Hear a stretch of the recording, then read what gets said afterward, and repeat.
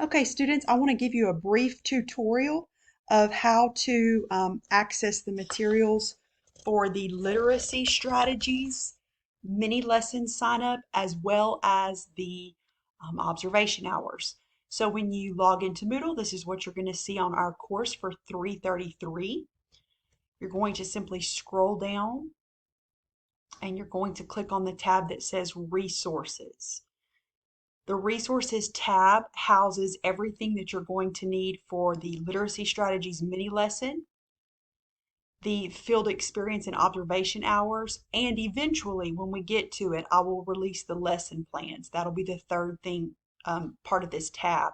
These, of course, are your major assessments, and the resources that you are going to need for those will be housed here. If you scroll down, you're going to see the heading that says Literacy Strategies Mini Lesson. This is your assignment. This is where you click for the to pick one to sign up for. And the literacy strategies are also referenced down here so that you could click on one of these PDFs if you weren't sure what one of these is. It gives you a brief description of it and some examples of how to use it in content areas. So you need to click here first, and it's going to bring up the form for you to sign up for one of the mini lessons, which are coming up not next week, but the one after. So that's definitely something that you want to do quickly. If you scroll down, you'll see there are places, and you can add your name. It's a live document. And again, the descriptions are here. If you continue to scroll down, this is where you're going to see the tab that says Field Experiences and Observations.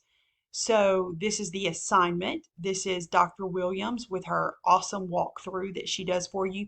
Remember, we have different hours and we're looking for different things than this video says, but the same scripting procedure and highlighting procedure and annotating procedure needs to be used. Additionally, she walks you through how to do those data collection forms. And then if you continue to scroll down, this is where you can pick from your 1 hour. So every time I'm going to try to do 30 minutes to an hour in class, and then you will come here for the remainder.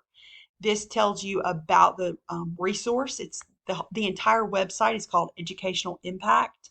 And I've curated 3 types for you in Educational Impact: exceptional teaching, balanced literacy, and adolescent literacy.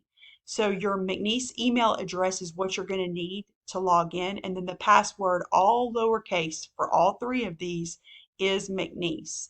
And I put an addendum here that you can't use any of the other videos in Educational Impact. You're welcome to kind of surf around. They're great for professional development and improving your professional practice, but our focus has to be literacy integration, which is why I've curated just that set for you.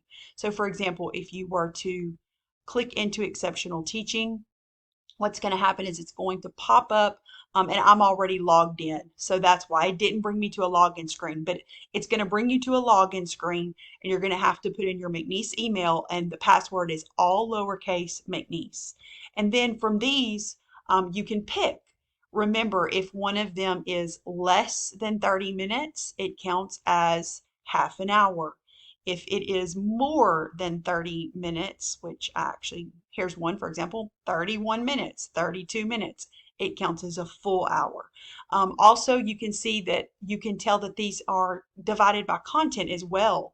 So here's a STEM class. In this case, this is a historical analysis. So you might want to use that as well. I'm not saying you always have to stick with your content area. In fact, you can get some good ideas by seeing a different content area, but make sure that you put plenty enough time in your content area videos.